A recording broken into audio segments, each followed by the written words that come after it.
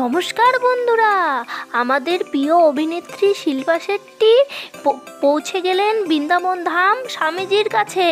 তারপর জানতে চাইলেন স্বামীজি আমাদের জীবনের মূল উদ্দেশ্য কি।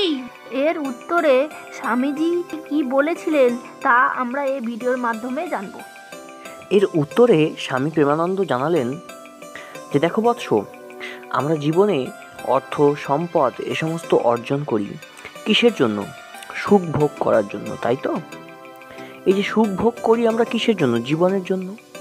কিন্তু একবার ভেবে দেখো তো, এই জীবন কিসের জন্য? এই প্রশ্নের কোনো উত্তর আছে কি? নেই।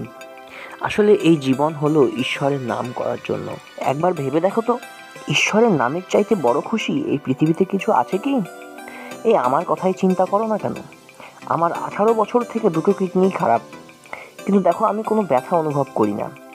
কারণ মনের মধ্যে একটা অদ্ভুত আনন্দ রয়েছে, সেটা হচ্ছে ঈশ্বর প্রাপ্তির আনন্দ। এই পৃথিবী হলো আনন্দের বাজার, এখান থেকে যতটা পারো আনন্দ সবসময় লুটে নিতে হবে। এই বলে স্বামীজি তাদের বললেন নাম জপ করার আসল পদ্ধতি সম্পর্কে। স্বামীজি জানালেন একটা ছোট কাউন্টার কিনতে। সেই কাউন্টারে দিনে অন্ততপক্ষে 10,000 বার শ্রীজির নাম করতে বললেন। আর বললেন এই নাম করার মধ্যে দিয়েই তোমরা জীবনের আসল উদ্দেশ্য খুঁজে পাবে। স্বামীজি জানাচ্ছেন আমাদের এই মানব জীবনের আসল উদ্দেশ্য হলো ঈশ্বরকে প্রসন্ন করা। ঈশ্বরের নাম জপের মাধ্যমে ঈশ্বরকে প্রসন্ন করা যায়। যদি আমরা নাম জপ করি এবং ভালো কাজ করি, তাহলেই আমাদের পুনরায় মানুষ রূপে জন্ম হবে। আর যদি আমরা খারাপ কাজ করি এবং অসৎ কাজের মধ্যে নিজেকে লিপ্ত করে ফেলি, তাহলে আর মানুষ্য জন্ম আর হবে না।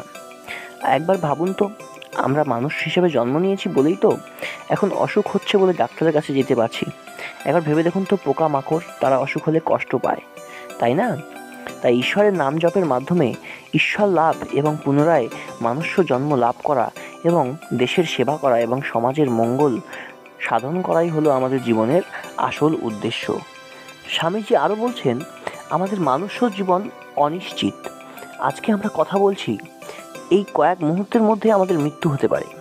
তাই মুখের মধ্যে যেন সর্বদা একটাই নাম থাকে, রাধা রাধা রাধা রাধা। তাই সর্বদা নাম জপ করার উপদেশ স্বামীজি দিয়ে থাকেন। তাই বৎসগণ, সর্বদা নাম জপ করো। ঈশ্বরের নাম জপ, তার সঙ্গে সৎকর্ম, সৎ আচরণ, কারো প্রতি খারাপ ব্যবহার না করা, অন্য নারীদের ওপর ক্রুদৃষ্টি না দেওয়া, এইসবের মাধ্যমে সৎ পথে থাকো এবং ঈশ্বরের নাম জপ করো। তাহলেই দেখবে পরম সৌভাগ্যময় ঈশ্বরের প্রাপ্তি হবে।